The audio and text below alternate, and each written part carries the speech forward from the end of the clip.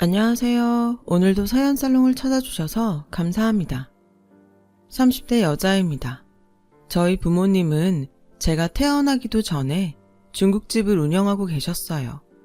시골에서 살던 아빠가 도시로 상경해서 가장 처음으로 일을 했던 곳이 중국집이었는데 그 인연이 지금까지도 이어오고 있는 거예요.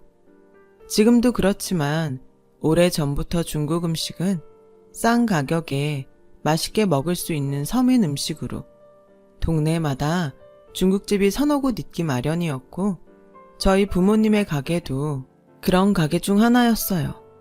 하지만 여러 가게들이 문을 닫는 와중에도 부모님의 가게는 같은 장소에서 오랜 시간 장사를 하셨고 덕분에 동네에는 단골도 많아져서 저희는 넉넉하진 않았지만 그렇다고 부족하지도 않게 살 수 있었어요. 부모님은 늘 한결같이 이렇게 말씀하셨어요. 음식 장사는 욕심부리면 안 돼. 그래서인지 저희 가게의 음식값은 다른 곳보다 조금 저렴했고 또 인심은 얼마나 후하신지 사정이 딱한 집은 어떻게 아시고 어린이날이나 크리스마스 같은 뭔가 특별한 날엔 저희 부모님이 기꺼이 초대해 음식을 무료로 제공하기도 하셨어요. 그래서 저희 가게는 동네에서 착한 가게로 유명했고 어디 나가서 중국집 딸이라고 하면 부모님이 베푼 것들 때문에 제 어깨가 다 으쓱하기도 했어요.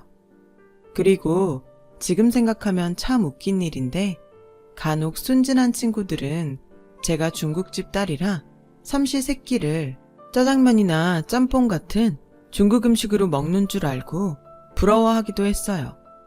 그런데 그거 아세요? 정작 중국집 딸은 기름 냄새만 맡다가 질려버려서 정작 중국 음식을 별로 좋아하지 않는다는 것을요. 저는 오히려 같은 기름에 튀긴 거라도 치킨이나 피자 같은 음식을 더 좋아했어요. 그렇게 저희 부모님은 제가 대학을 졸업하고 직장인이 될 때까지도 그 자리에서 장사를 하셨어요. 그렇게 오래도록 장사를 할 수 있었던 가장 큰 이유는 마음씨 착한 건물주 할머니의 도움이 컸었죠. 할머니는 성실하고 마음씨 착한 저희 부모님을 요즘 보기 힘든 사람들이라며 잘해주셨어요. 그래서 가게 월세도 어지간해서는 올리지 않으셨고 관리비도 따로 받지 않으셔서 저희 부모님이 알아서 상가 청소도 하시고 공과금도 미리 계산해 월세랑 같이 들곤 하셨어요. 그렇게 저희 집은 문제없이 가게를 운영하며 저와 제 동생의 학비 정도는 크게 걱정하지 않고 그럭저럭 살 수 있었어요. 별탈 없이 지내오던 어느 날 저희 집에는 정말 믿을 수 없는 청천벽력 같은 소식이 들려왔어요. 건물주였던 할머니가 그만 세상을 떠나셨다는 소식이었어요. 원래 당뇨와 심장병 그리고 디스크 때문에 거동이 힘드셨는데 그렇다고 이렇게 제대로 인사도 못 드리고 영영 헤어지게 될 줄은 몰랐었죠. 그리고 한 달 정도가 지났어요. 그날은 아빠가 장을 보러 나가셔서 엄마 혼자 가게를 지키고 계셨는데요. 누군가 저희 가게에 기웃거리는 사람이 나타났어요. 누구세요? 아, 저는 이번에 여기 주인 된 사람이에요. 며느리거든요. 한 50대나 60대 정도 되어 보이는 중년의 여자분은 자신이 할머니 며느리고 할머니가 돌아가시면서 이 건물을 아주머니한테 상속했다고 하시며 이제부터는 자신이 건물주라고 말씀하셨대요. 그래서 하는 말인데요.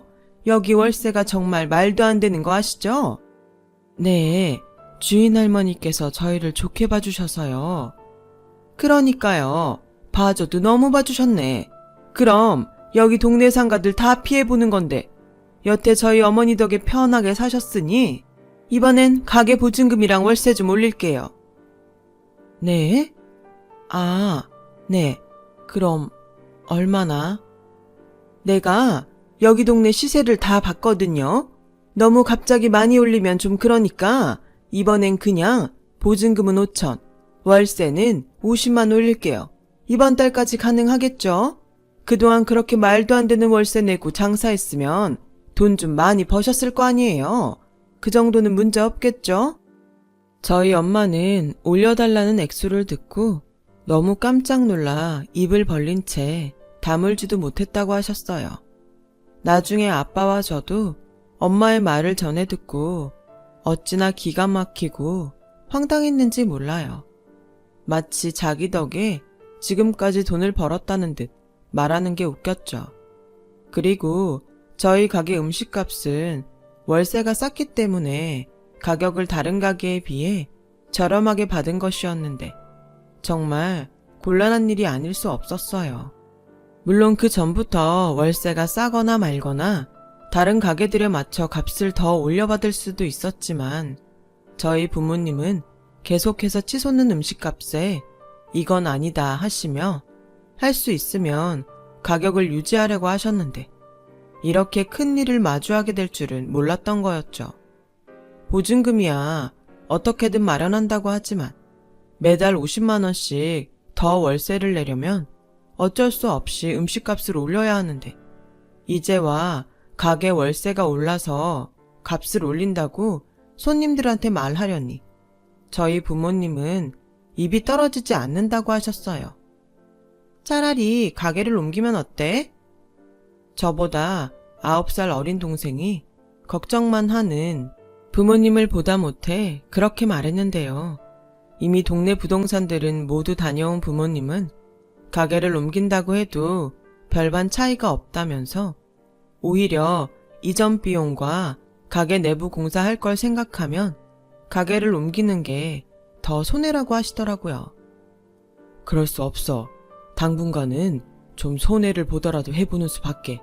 그동안 주인 할머님 덕에 여태 우리 정말 싸게 잘 있었던 거야. 아빠는 고민 끝에 계속 가게를 기존의 방식대로 하시겠다고 말씀하셨어요. 아빠 말대로 이전하는 것이 돈이 더 들 뿐 아니라 저희 부모님이 결혼하고 처음 차린 가게로 우여곡절 다 겪고 저희를 낳아 지금까지 이르게 된 가게이니 모르긴 몰라도 이 가게가 저희 부모님에겐 특별했을 거예요. 하지만 저는 앞으로 어떤 일이 벌어질지 알 수 없기에 걱정만 됐는데요. 제가 딱히 해드릴 수 있는 게 없어서 속만 상했죠. 그렇게 화목했던 저희 집은 새로운 건물주의 등장으로 걱정을 하고 살아가는 분위기로 확 바뀌었고 그러던 또 어느 날 눈치채보니 주말이면 어김없이 저희 가게에서 간짜장 곱빼기를 먹고 가는 남자를 알게 되었어요. 처음엔 아무 생각 없었는데 어느 날 동생이 언니, 아무래도 저 남자가 언니 좋아하는 것 같아. 맨날 간짜장 먹으면서 언니만 뚫어져라 본다니까. 라고 말하는 게 아니겠어요? 저는 전혀 몰랐던 사실과 또 동생의 얼토당토 않은 말에 아니야, 네가 요즘 사춘기라서 그런데 꽂혔나 본데 고3이면 공부나 하셔? 아니야, 진짜 언니 너만 계속 본다니까. 눈에서 아주 하트가 뿅뿅 나온다니까.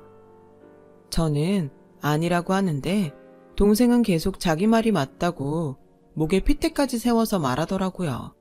저희는 유치하지만 집안 청소 내기까지 했어요. 그런데 가는 날이 장날이라고 기다렸던 주말엔 남자는 오지 않았어요. 거봐, 네가 헛다리 짚은 거라고. 아직은 모르지. 오늘은 일이 있어서 못 온 걸 수도 있잖아.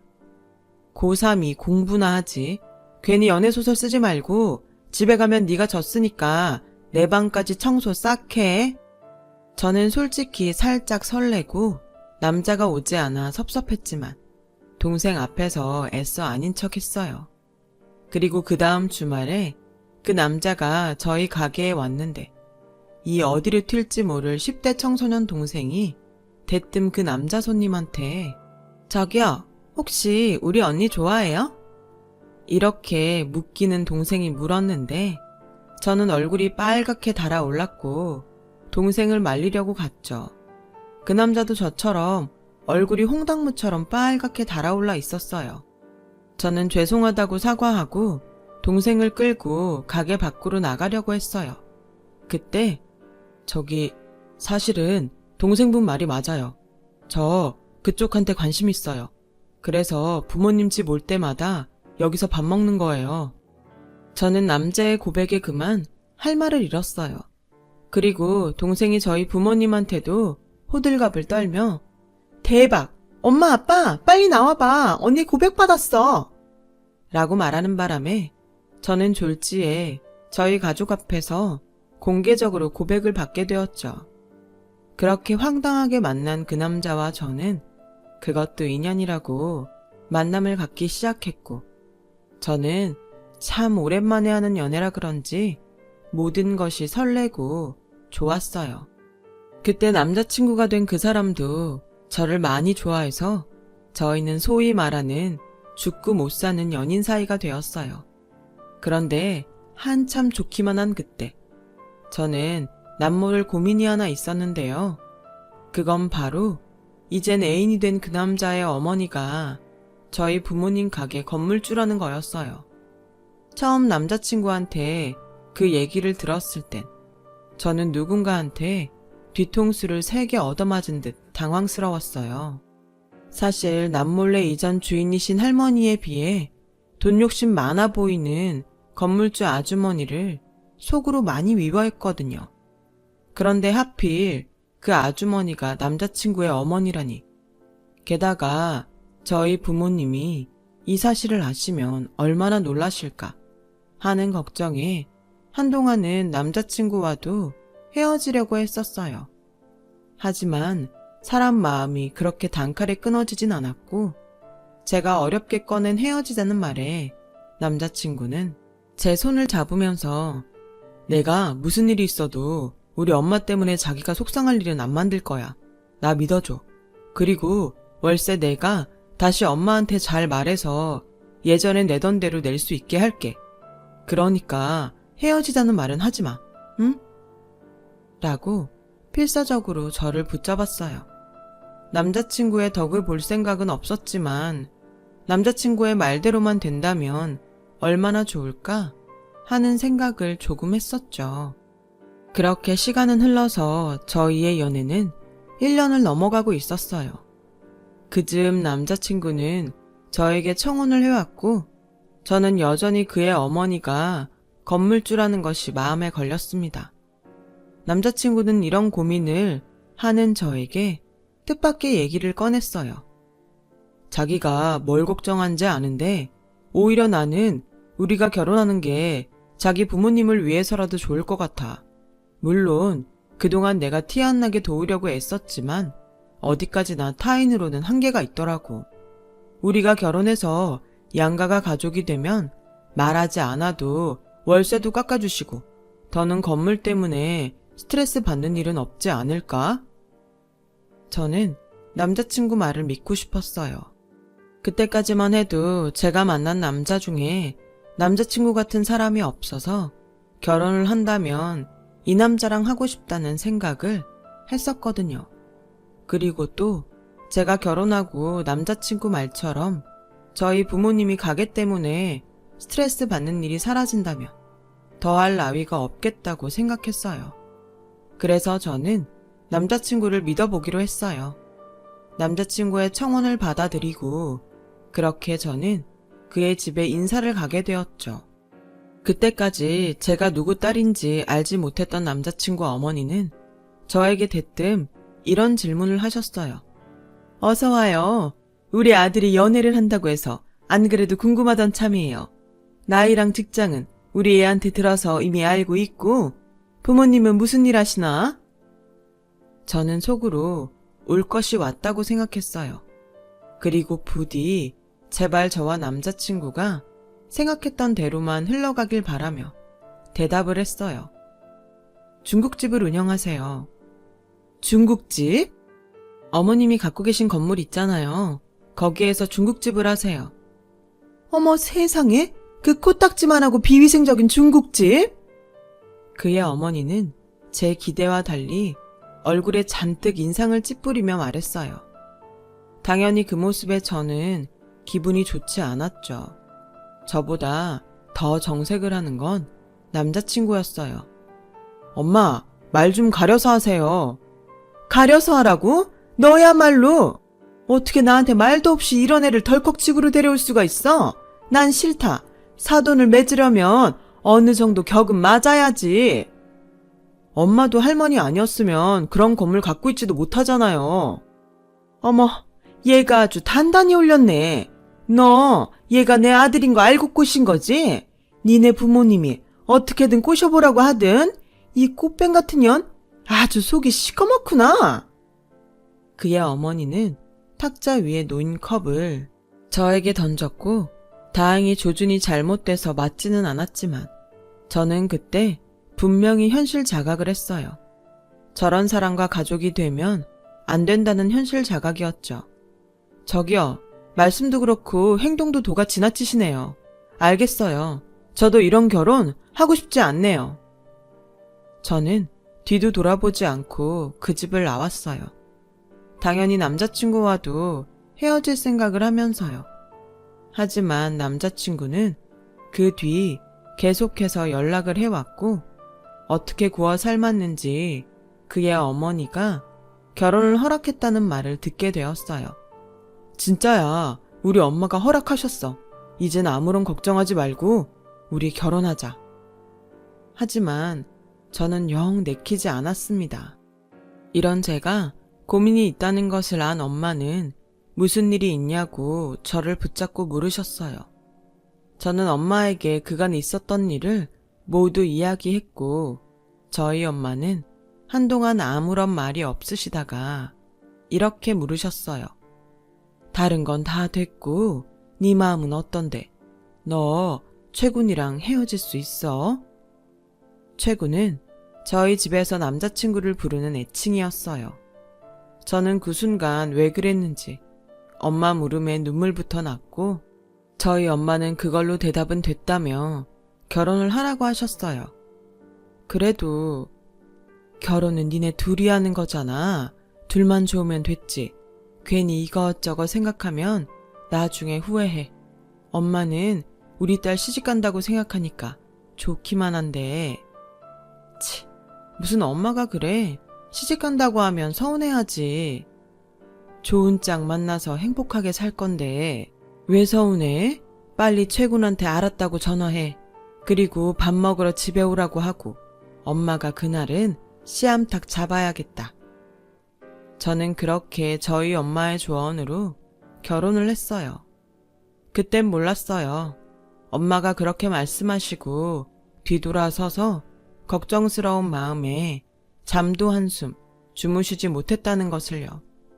저는 결혼하고 비록 첫 단추는 잘못 끼웠지만 제가 시어머니에게 잘하면 시어머니가 저희 부모님께도 잘해주시지 않을까 하는 바보 같은 생각을 했어요. 그리고 제 생각이 틀렸다는 것을 결혼하고 1년이 조금 넘어서 동생 때문에 알게 되었죠. 언니, 그거 알고 있어? 언니네 시어머니가 우리 엄마한테 맨날 건물 청소시킨다? 말로는 가족이니까 서로 돕고 살자고 하는데 진짜 해도 너무한 거 아니야? 저는 동생의 말을 듣고 깜짝 놀랐어요. 그래서 엄마에게 찾아가 동생 말이 맞냐고 물었죠. 청소하는 게 어때서 이 난리야? 전에 할머니 계실 때도 엄마가 청소했어. 아니, 그때는 엄마가 자발적으로 했잖아.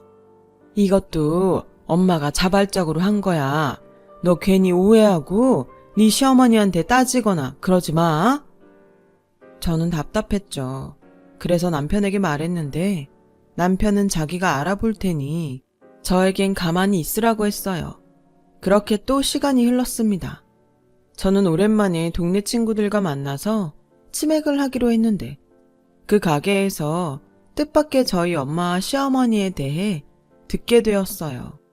지희야, 엄마 허리는 좀 어떠시니? 그 망할 건물주 사돈 때문에 아주 니네 엄마 죽어난다. 네? 그게 무슨 말이에요? 얘가 모르나 보네. 네 시어머니가 요즘 계속 니네 엄마 불러다가 자기 집일 시키잖아. 그래서 요즘 니네 가게는 니네 아버지 혼자 쇠가 빠지게 일하는데 넌 몰랐던 거야? 저는 정말 화가 머리 끝까지 났어요. 그래서 자리를 박차고 일어나 곧장 시댁으로 쳐들어갔는데 남편이 거기에 있더군요. 자기야, 오늘 늦는다고 하지 않았어? 아주 팔자가 좋지. 친남편 밥 챙겨줄 생각은 안 하고? 제 팔자가 좋아봤자 어머니만 하겠어요? 어떻게 저희 엄마한테 여기 집안일을 시키실 수가 있어요? 정말 기가 막혀서. 너 말하는 뽐새가 좀 그렇다. 왜? 니네 엄마가 힘들다고 하든? 사람 입 무거운 줄 알았는데 영 아니었네. 뭐라고요? 일하는 아줌마가 몸이 아파서 잠깐 못 온다는데 어떡하니? 당장 집안일은 쌓이는데. 그래서 좀 부탁했다. 뭐 잘못됐니? 가족끼리 도울 수도 있지. 저는 너무 화가 나서 소리를 빽 질렀어요. 그러자 남편은 진정하라며 저를 말렸죠. 저 대신 남편이 시어머니에게 화를 냈어요. 엄마, 적당히 하세요. 무슨 이런 일이 다 있어요. 이게 상식적으로 말이 된다고 생각해요? 그러고도 엄마가 어른이세요. 내일 당장 장모님한테 사과하세요. 뭐? 얘 말하는 것 좀 봐. 여보, 빨리 와서 얘 하는 말 좀 들어봐요. 맞는 소리 했는데 뭘. 당신 여태 사돈한테 그랬던 거야? 나 원참. 당장 내일 가서 사과드려. 시어머니는 아들과 시아버지의 호통에 저를 무섭게 노려보셨어요. 그리고 정말 다음 날 시어머니는 저희 부모님의 가게에 오셨고 들어오자마자 펄펄 뛰며 가게를 빼라고 소리를 치셨대요. 누구 덕에 여기서 장사하는데? 가족끼리 좀 돕고 살자는데 그걸 꼭 자기 딸한테 일러 바쳐서 나한테 그런 수모를 줘? 사돈, 그게 다 무슨 말이에요? 그러지 마시고 진정하세요. 진정? 가만 보니까 모녀가 아주 똑 닮았네. 앞에선 굽신거리고 뒤에선 수작 부리고. 뭐요? 사돈이고 뭐고 지금 뭐라고 했습니까? 뭐라고 하긴 가게 빼라고요. 당장 빼요. 어차피 계약 기간도 끝났고 보증금 왕창 올려달라고 하기 전에 가게 빼요. 이미 여기 들어올 사람 있으니까. 사과를 하라고 했더니 시어머니는 저희 부모님 가게에 가서 난동을 부리고 오셨더라고요. 저는 뒤늦게 이 사실을 동생한테 듣고 친정집으로 갔는데 저희 아빠는 입을 꼭 닫으셨고 저희 엄마는 연신 괜찮다고만 하셨어요. 괜찮을 리가요. 그 가게가 어떤 가게인데요. 저는 이렇게 된 거 다른 목 좋은 곳에 가게를 다시 오픈하자고 말했어요. 어찌 보면 제 탓도 있으니 제가 힘 닿는 데까지 돕겠다고요. 하지만 엄마는 연신 됐다고 거절하시더라고요. 아빠 역시 내내 입을 닫고 계시다가 시집간 딸은 출가 외인이야. 괜히 마음 쓰지 말고 넌 가서 네 서방한테 잘해. 괜히 우리 얘기하지 말고 라며 마음에도 없는 소리를 하셨어요. 저는 다음날 아빠는 하지 말라고 했지만 남편에게 모든 사실을 말했고 제가 대출을 받아 부모님의 가게를 다시 열어드리고 싶다고 말했더니 여태 제 편만 들던 남편의 표정이 싹 바뀌었어요. 대출? 자기야, 이렇게 된 거 그냥 쉬시라고 하자. 요즘 세상에 대출이 얼마나 무서운데. 자발적으로 쉬신다고 하셨음 이러지도 않아. 그리고 그 가게가 우리 부모님한테 어떤 가게인데. 이런 말 미안하지만 당신 어머니 진짜 너무해. 나도 이젠 지친다. 아무리 내가 자기 편이지만 나도 우리 엄마 아들이야. 나라고 우리 엄마한테 뭐라고 하는 게 속이 편하겠어? 가만 보면 자기도 참 이기적이야. 뭐? 이기적? 됐고, 난 당신이 대출 받는 거 반대야. 결국엔 그거 우리 빚이잖아. 내가 엄마한테 잘 말해서 같은 곳은 아니더라도 다른 곳에 문 다시 열 수 있게 할게. 그러니 절대 대출 같은 거 받지 마. 저는 전혀 생각지도 않았던 남편의 말에 어안이 벙벙했어요. 이기적이라니. 정말 기가 막혔죠. 그런데 그런 기가 막힐 일은 그게 끝이 아니었어요. 다음 날 남편에게 무슨 말을 들었는지 시어머니는 노발대발하며 저에게 전화를 거셨고 하시는 말이 정말 혼자 듣기 아까워서 저는 핸드폰에 녹음 버튼을 눌렀어요. 대출? 말 같은 소리를 해야지. 니네 그 코딱지만한 가게가 뭐 그리 잘 되는 가게라고? 그리고 머리가 있으면 생각을 해봐라. 내가 가게 빼라고 했는데 보란듯이 다른데 가게를 차리면 그건 나 엿먹으라는 거지.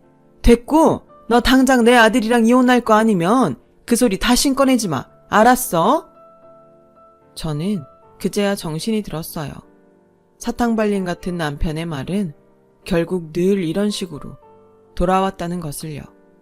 저는 남편과 시어머니가 그러거나 말거나 동네 부동산을 찾아가 괜찮은 자리에 가게를 알아봤고, 저희 부모님이 가게를 다시 열어주길 바라는 동네 사람들은 마치 자기 일처럼 저를 도와줬어요.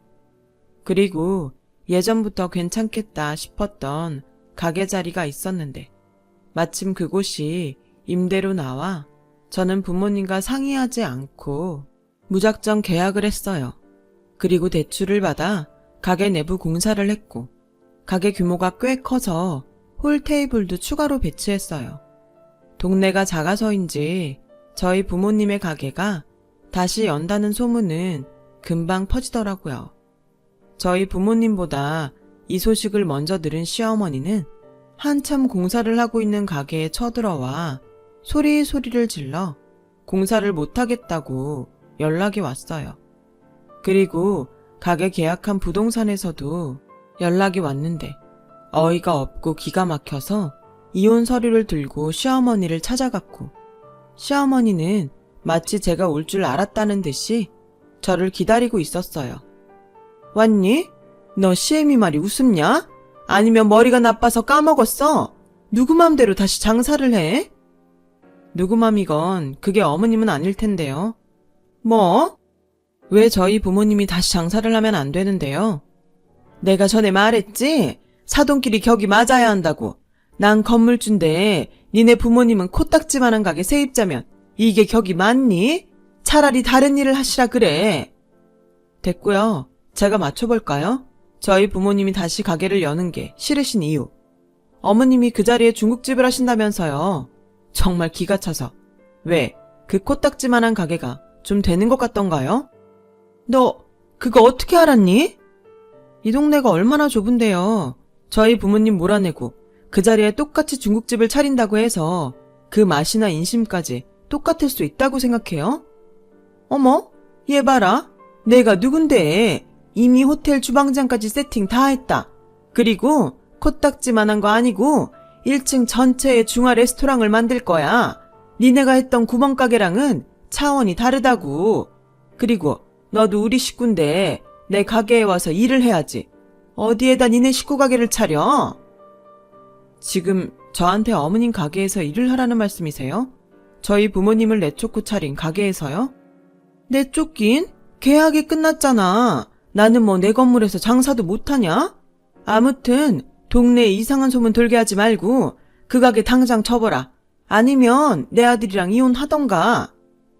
네, 안 그래도 그렇게 말씀하실 것 같아서 이혼 서류도 가지고 왔어요. 저도 거기에 제 돈이 많이 들어가서 이젠 접을 수가 없네요. 차라리 남남으로 각자 가게나 신경 쓰고 살면 되겠네요. 저는 그렇게 이혼 서류를 시어머니에게 던져주고 나왔어요.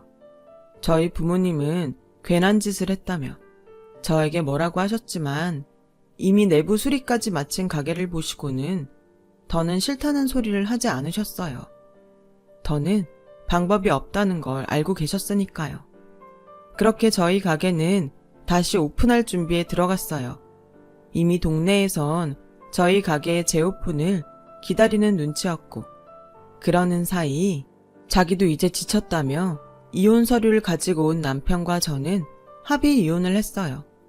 그렇게 끝날 결혼이었는데 뭐 때문에 그렇게 기를 쓰며 했을까 하는 허무함이 밀려왔죠. 저는 그런 헛헛한 마음을 다잡고 평일에는 회사 일을, 주말에는 가게 일을 도우며 정신없이 보내게 되었어요.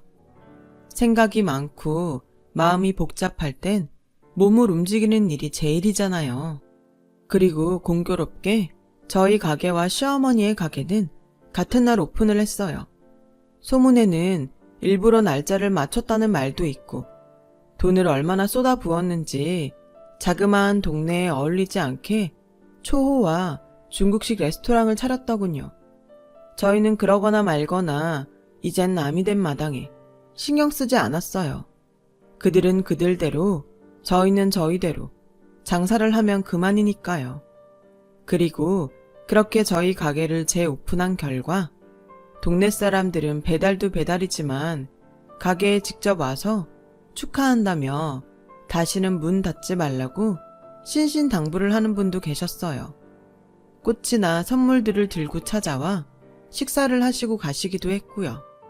저와 저희 부모님은 동네 사람들의 마음에 그저 감사하고 또 감사해 열심히 성심성의껏 온 마음을 다했고 그 결과 가게 오픈한 지 6개월도 되지 않아 저의 대출금을 모두 갚아버리고도 남을 만큼 대박이 났어요. 시어머니와 다르게 우리 가게가 자기 건물에 재오픈을 해줘서 고맙다며 건물주 내외분이 신경을 많이 써주셨고 착한 가게가 다시 오픈했다며 예전 저희 가게에 음식을 공짜로 먹었던 아이들이 SNS에 적극적으로 홍보를 해줘서 다른 곳에서도 저희 가게를 살려야 한다며 찾아오는 등 어느새 저희 가게는 번호표를 받고 들어와 식사를 해야 하는 가게가 되었어요. 한편 호텔식 중화요리를 밀던 시어머니 가게는 터무니없는 비싼 가격과 그에 반해 서비스가 나쁘다는 소문이 퍼져 결국 문을 닫게 되었죠. 무리하게 가게를 차렸던 시어머니는 이게 다 저희 가게 때문이라며 또다시 와서 난동을 부리셨어요. 저희 엄마는 1초의 망설임도 없이 경찰에 신고를 하셨대요. 이젠 가족도 아닌데 참을 이유가 없다시면서요. 이런 게 노이즈 마케팅인지요. 시어머니의 난동 사건은 또다시 일파만파 소문이 퍼졌더라고요. 저희 가게는 그 덕에 유명세가 더 높아져 결국 주방 직원과 홀 직원을 뽑아야 될 정도가 되었어요. 저는 장사가 잘 되는 건 너무 감사한 일인데 혹여 부모님 건강을 해치지 않을까 걱정이 될 지경이었죠. 저희 부모님은 장사가 잘 되니 더 신이 난다며 어디서 그런 체력이 나오는지 신바람이 나서는 매일 장사하러 가는 것이 즐겁다고 하셨어요. 그렇게 저희 가게는 동네에서 제일 성공한 가게가 되었고 뜻밖의 부동산 아저씨한테서 시어머니의 건물이 그 많은 빚을 해결하지 못해 경매로 다른 사람에게 넘어갔다는 소식을 듣게 되었어요. 그리고 뜻밖의 시어머니가 그 건물을 상속받을 때 저희 가게만큼은 예전 그대로 보증금이랑 월세를 유지하라는 조건이 있었는데 시어머니가 그걸 무시했고 그 사실을 나중에 안 전 남편은 시어머니에게 의절을 했다고 하더라고요. 결국 욕심으로 모든 걸 잃어버린 시어머니셨어요. 저는 그런 시어머니를 생각하면 이젠 측은한 마음까지 들었는데요. 그런 생각을 하던 즈음 얼굴이 폭삭 늙고 초라한 행색의 시어머니를 저희 가게 앞에서 우연히 보게 되었어요. 어머니세요? 예, 아가, 나 밥 좀 줘라. 네? 시어머니는 건물을 날리고 아들에게 버림받은 것도 모자라 시아버지에게 이혼을 당했다고 하셨어요. 저희 엄마는 다른 건 몰라도 배가 고픈 사람은 그냥 돌려보내면 안 된다고 하시며 짜장면 한 그릇을 내어드렸습니다. 그 짜장면을 허겁지겁 드신 시어머니는 나중엔 모든 것을 후회하신다며 저희에게 사과를 하셨어요.